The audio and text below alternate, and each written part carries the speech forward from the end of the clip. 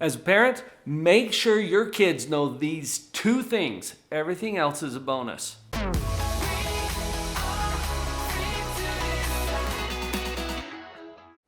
I'm Vicki Jenkins, a speech-language pathologist and a mom. And I'm Dr. Paul Jenkins, a clinical psychologist and a dad. There's only two things your kids need to know. We'll share both of those main ideas with you, along with two powerful corollaries to each one. The first thing they need to know, and if you're new to this channel, you're new to this, but if you're not, you've heard it before, and that is, you need to send that message, I love you. No matter what. And even if. This message is something that your kids absolutely need to know. Look, all of the research in psychology says that kids need two things to be well adjusted. They need to have appropriate limits and structure, and they need to have love.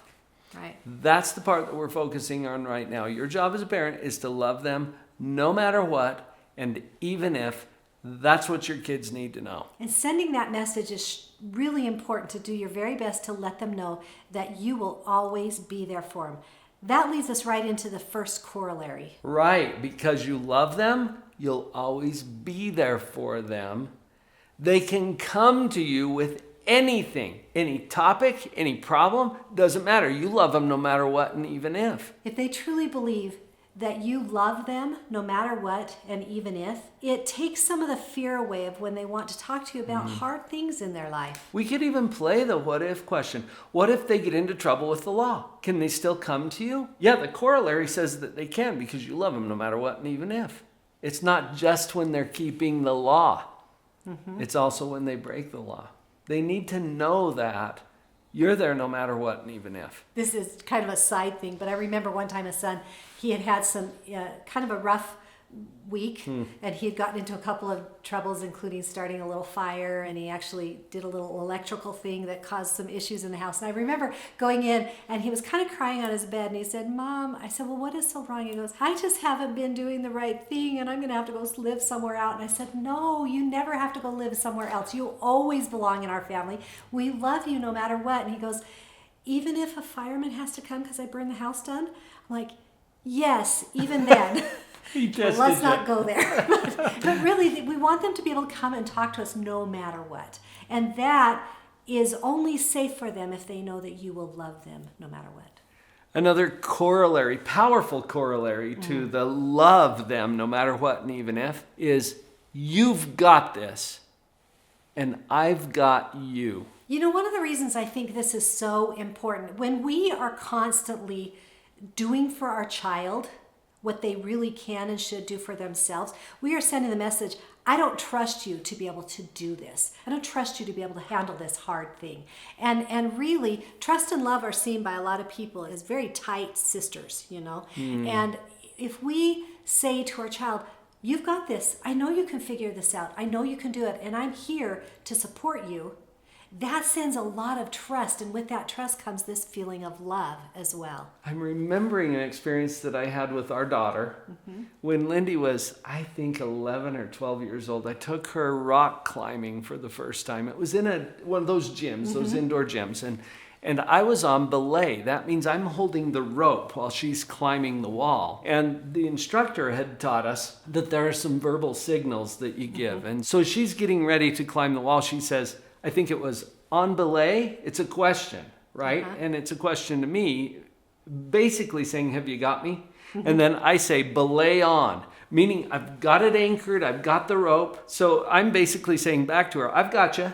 And then she says, climbing, and then I say, climb on. And I remember she was nervous going up that wall, but those two messages were so important. Have you got me? Yeah, I've got you.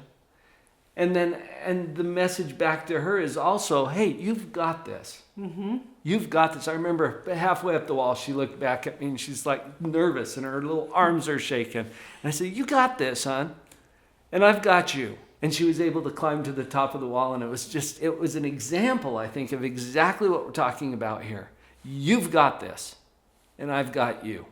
Hey, before we share that second point, take just a moment and go and subscribe so that you don't miss any other great helps and tips as you are on this journey of parenthood.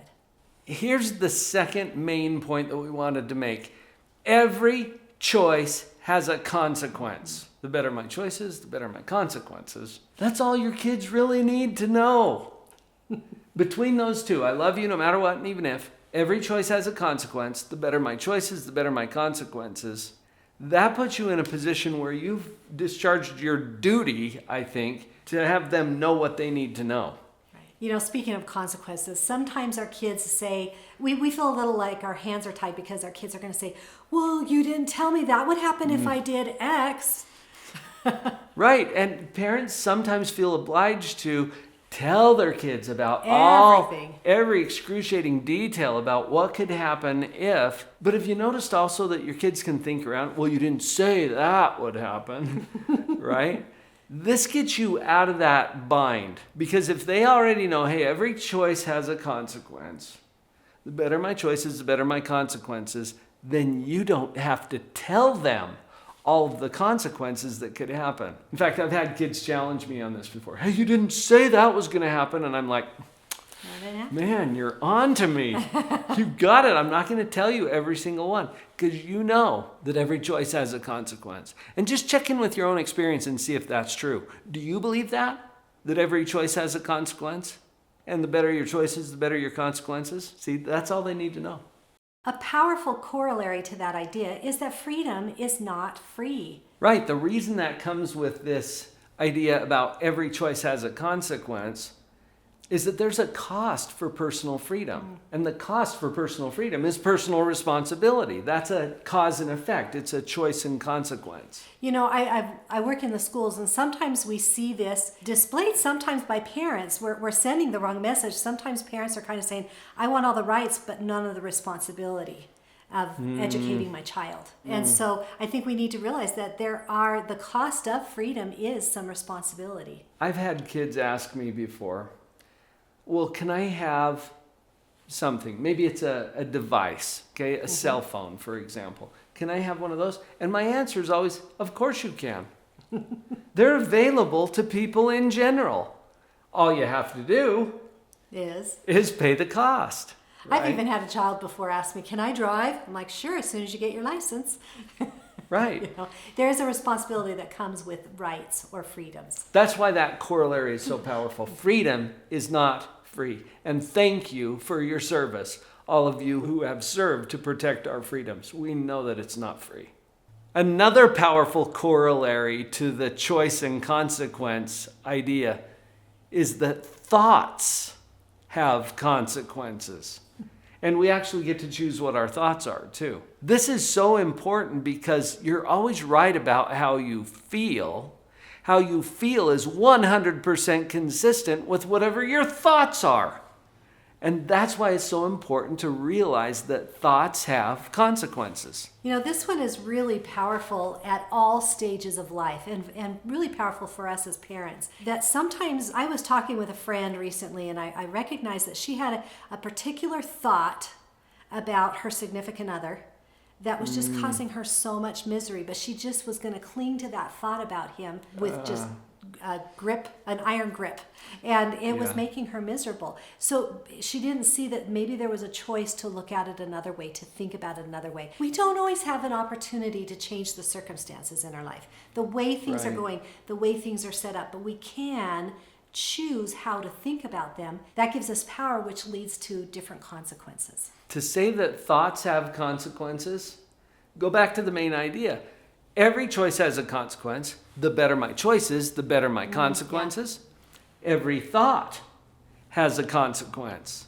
The better my thoughts, the better my consequences. Some of the basics of parenting are pretty simple. Simple and easy aren't the same thing, but we've got your back on this, and we will continue to provide some tools and resources for you. In fact, watch that next video, 5 powerful secrets for teaching children responsibility. Let's work on this together.